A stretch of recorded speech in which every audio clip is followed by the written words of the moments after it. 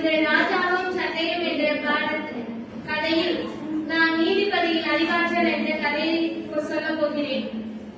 அதாவது நீதிபதி அறிவாற்றல் உள்ளவரு, அவர் ரொம்ப நல்லா புகழ்ந்துட்டு இருந்தாங்க அந்த நாட்டை.